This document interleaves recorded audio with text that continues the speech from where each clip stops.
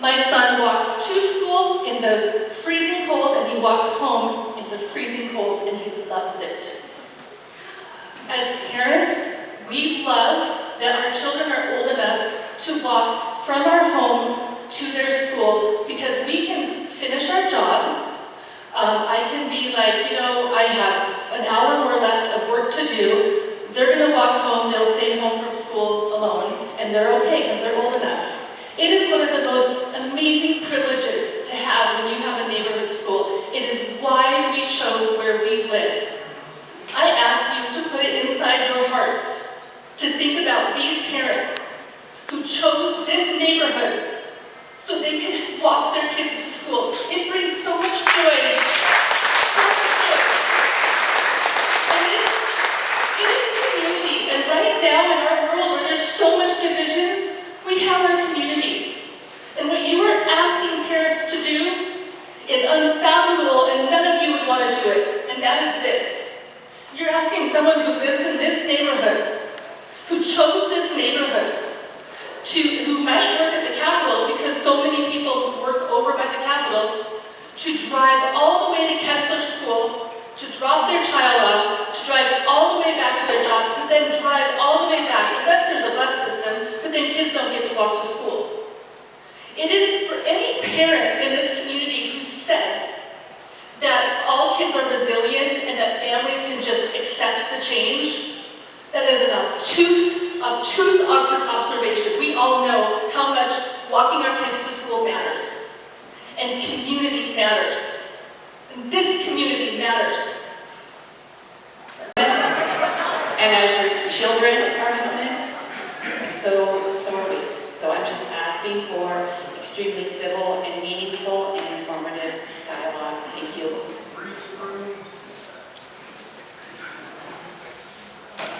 Your emotions are real, so I appreciate that, so thank you. And my board chair is trying to protect me, but I'm okay. These are real feelings, and if I sat at my desk and just stayed in the district office and didn't know how you felt or didn't know how you felt, I'd make decisions that wasn't in line with where you're at. You may not always like what I'm doing, but I do have a heart for people. Your emotions are real.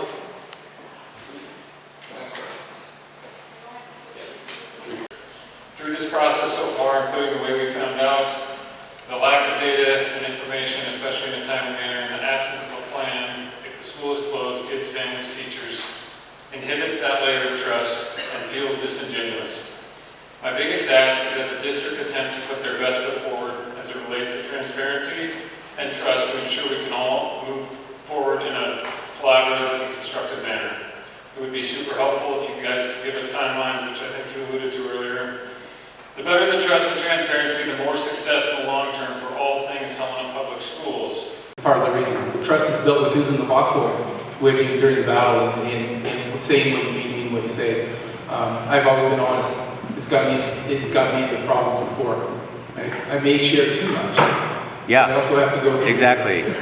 So here's my problem. I share too much or I don't share enough. I'm never going to make everyone happy, but I will give you this. I will always be with you. I will be here in front of you. If you have questions, I will answer. I'm not going to shy away from what we have before us.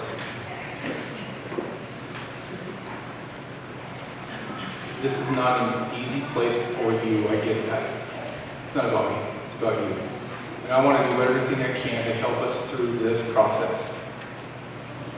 Was sharing, for example, in an offhand remark 3 weeks ago before anybody... Let's talk about that. Okay, yeah, let's do it. Let's open the room.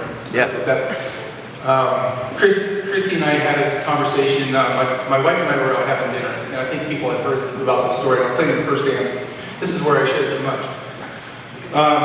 There was Friday. I had shared some information with trustees that this is the plan. I want to make sure that the trustees see it before the public, and so I didn't want to catch anybody off guard. Somewhere that information got out and was shared with individuals. And so when my wife and I were having dinner at the brew house, and someone come up and asked me, a parent, as it was introduced, said, "Hey, I was told."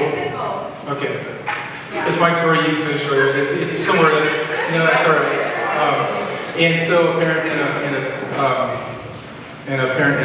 someone who was working here, it was stated to me that I was told that you're going to shut down Hawthorne.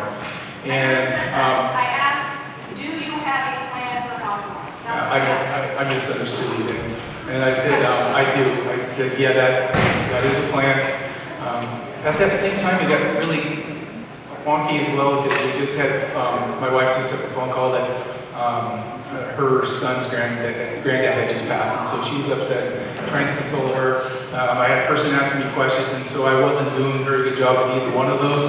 And I did say my recommendation is to close Hawthorne. I did not want that to happen that way. It just rolled out. When I say I'm honest, one thing I could have said was, I don't know what you're talking about, but that would be dishonest. I didn't know what I was going to do. And when somebody asked if I had a plan or if I was going to shut it down, I said the right thing. Yes, I do. And that's cascaded into, so Barb Ridgway and I work really hard. When we send out messages, we know that these people need to know first, and then these people, and this people, and this, and then we work our way down because it's the way that cascades information. When that happened, and I was asked if I had a plan or if I was going to shut Hawthorne down, I was honest and said, yes, that's going to be my recommendation.